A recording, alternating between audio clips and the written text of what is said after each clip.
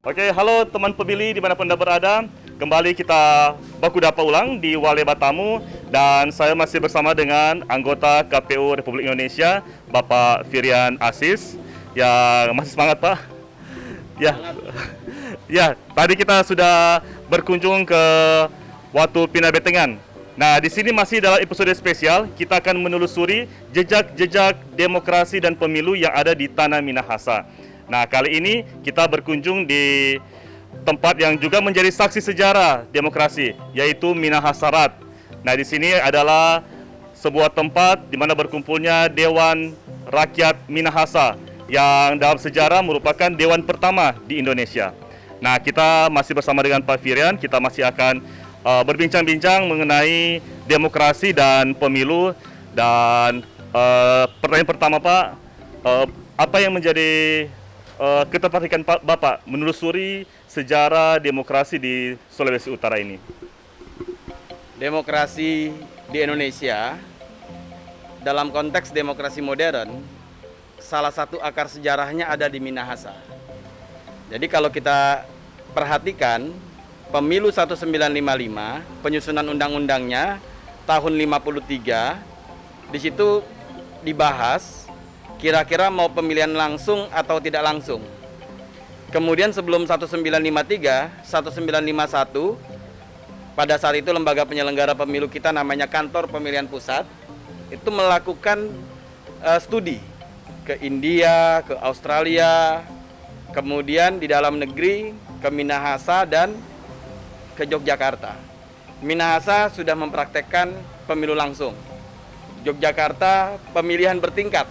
Pemilihan bertingkat itu masyarakat memilih wakil-wakil mereka untuk memilih anggota DPRD. Tapi di Minahasa dipilih secara langsung. Terdapat sejumlah studi yang melakukan perbandingan politik dari dua cara ini.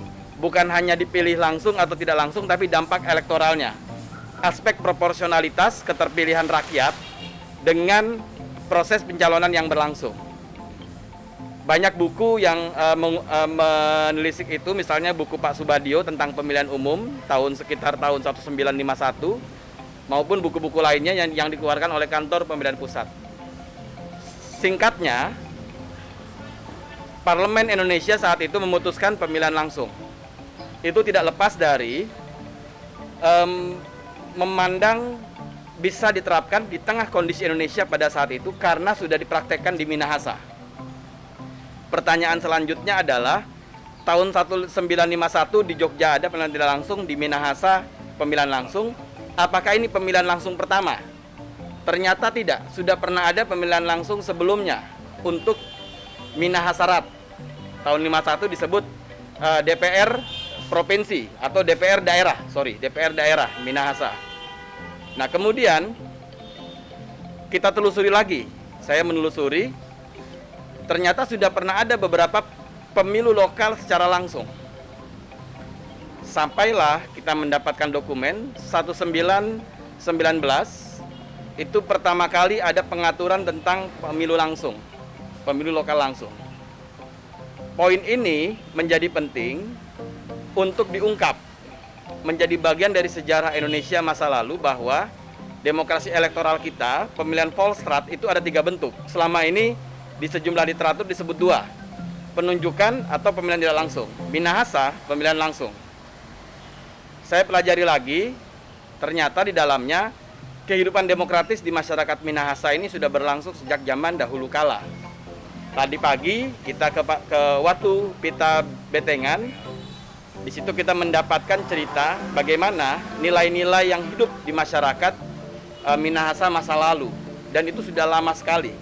Dimungkinkan sejak zaman prasejarah. Kalau dari hasil penelitian beberapa orang dimungkinkan, tapi tentu perlu penelitian lebih dalam. Pengaturan pembagian wilayah, kemudian nilai-nilai sosial budaya, bagaimana cara bermusyawarah, menghormati satu sama yang lain, itu mencerminkan keadaban yang tinggi. Dalam konteks sekarang dikenal dengan cara mengelola bermasyarakat seperti itu dengan nama demokrasi. Dengan demikian, demokrasi bukanlah hal baru. di Athena memang akar sosiologis demokrasi modern. Tapi Indonesia juga punya rekam jejak masa lalu yang lebih lama, dan itu tata nilainya tata nilai demokratis. Dan Minahasarat ini, tempat di mana kita berdiri, sepengetahuan saya selesai dibangun 1930. Sampai sekarang masih ada, dan inilah salah satu jejak yang perlu dilestarikan dan perlu menjadi semangat kita. Poinnya adalah bagaimana pemilu ke depan dengan menghormati, menggali kembali nilai-nilai masa lalu bisa menjadi satu proses demokrasi elektoral yang bersendikan Pancasila. Yang bersendikan Pancasila itu tidak ada politik uang, tidak melakukan manipulasi. Kalau kalah karena memang secara faktual kalah, tidak mencari-cari salah. Sehingga hal-hal semacam ini akan membawa kebaikan bagi masyarakat dalam proses pemilu. Selama ini kan penuh dengan kegaduhan. Dan praktek yang tadi saya sampaikan sudah pernah berlangsung pada pemilu 1955. Pemilu yang tidak ada money politik, pemilu yang tidak ada manipulasi hasil, dan pemilu yang kalah menghormati hasil pemilihan. Karena memang dia sadar yang bersangkutan memang kalah. Oke, ya Pak Firian, berarti dari penelusuran kita dari pagi, kita bisa melihat bahwa akar demokrasi di Minahasa sudah mulai muncul ketika ada Dewan, bisa dibilang leluhur Minahasa yang berkumpul. Kalau dulu namanya Dewan Wali Pakasaan. Iya, seperti yang Pak Firian tadi sudah berwawancara dengan Tonaas dan pemelihara dari Watu Pindah Betengan. Di situ banyak hal-hal yang didapatkan, ada musyawarah, ada diskusi, ada pengambilan keputusan di Batu Pindah Betengan tersebut. Nah, di Minahasarat ini juga berkumpul Dewan untuk membahas bersama. Dan seperti tadi Pak Firian bilang, ada pemilihan langsung yang sudah dimulai di Sulawesi Utara di Minahasa. Iya. Nah, apakah bisa disebut bahwa di Minahasa yang menjadi cikal bakal lahirnya demokrasi atau pemilu di Indonesia? Indonesia sebelum merdeka, pemilu lokal pertama itu di Minahasa. Indonesia setelah merdeka, pemilu lokal pertama yang langsung itu di Minahasa. Tahun 1946 ada pemilu lokal di Kediri, di Surakarta, kemudian beberapa daerah lain, Kalimantan Barat, Kalimantan Selatan. Tapi dilaksanakan, sepengetahuan saya sampai hari ini dari dokumen yang ada, itu tidak langsung. Di Minahasa sudah langsung. Maka bisa dikatakan salah satu akar sosiologis pemilu Indonesia itu ada di Minahasa. Oke, dan Pak Firian mungkin yang terakhir, mungkin gambaran besar yang bisa dilihat oleh Pak Firian mengenai demokrasi yang sedang dilaksanakan sekarang di Indonesia bagaimana, Pak? Kita semakin baik dalam melakukan pemilu. Permasalahan pasti tidak pernah selesai ada, tapi permasalahan semakin terminimalisir dan ada masalah baru yang itu terus lahir sebagai dampak satu kebijakan dan terus dimitigasi. Laksana orang membuat pesta pernikahan, biasanya ada gelas pecah, ada sendok garpu yang hilang, ada makanan yang kurang. Tapi itu semua, kalau hanya jadi pernak-pernik kecil, disadari bersama memang ada masalah, tapi masalah tidak signifikan, tidak mengganggu satu proses perhelatan resepsi pernikahan. Di kita kemarin, terdapat sejumlah hal, misalnya tidak ada gelas pecah, tapi ada disinformasi gelas pecah. Dan itu mengemuka di mana-mana, seolah-olah banyak gelas pecah, padahal tidak ada. Ini yang saya maksud misalnya dengan KPU memanipulasi hasil pemilu 2019 dengan perangkat teknologi informasi. Itu tidak mungkin. Karena perangkat teknologi informasi menjadi bagian dari proses pemilu, bukan untuk proses hasil resmi.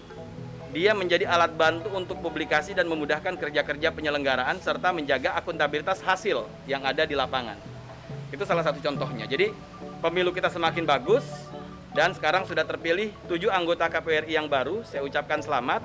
Kita percaya teman-teman kami yang akan memimpin KPU RI periode berikutnya akan semakin membuat sejumlah inovasi, langkah-langkah perbaikan pemilu yang membuat pemilu kita semakin baik, semakin demokratis, semakin berintegritas. Oke, terima kasih Pak Firian. Dan Teman pemilih dimanapun Anda berada, demikian wawancara kami, demikian podcast Wale Batamu dengan menghadirkan anggota KPU RI, Bapak Firian Asis. Terima kasih sudah jauh-jauh Pak datang dari Jakarta, sudah Betengan. Iya, jadi sebagai informasi untuk Anda yang ingin berkunjung ke Watu Pindah Betengan, Anda bisa menempuh jarak 1,5 jam dari Manado menuju ke tempat wisata tersebut. Ya, Jadi jangan lupa mampir di warung kopi Gembira. ya, jadi itu informasi dari Pak Firian. Kalau Anda ke Minahasa, jangan lupa minum kopi di sini. Dan sebagai informasi bahwa penelusuran jejak demokrasi dan pemilu sudah selesai sampai sini ya Pak. Dari Pindah Betengan sampai di Minasarat, dan dua tempat ini menjadi bukti sejarah bahwa lahirnya demokrasi dan pemilu di Tanah Minahasa, menunjukkan bahwa Tanah Minahasa ataupun Provinsi Sulawesi Utara menjunjung tinggi nilai-nilai asas demokrasi. Dan dari Minasarat, saya Ferdinand Raintung bersama dengan Bapak Firian, bersama dengan Komisioner KPU RI, bersama dengan tim kerja tim Humas yang memfasilitasi podcast Wale Batamu mengucapkan terima kasih atas perhatian Anda. Kita jumpa lagi di Wale Batamu selanjutnya. Sampai jumpa. Dari Minahasa untuk Indonesia. Ya.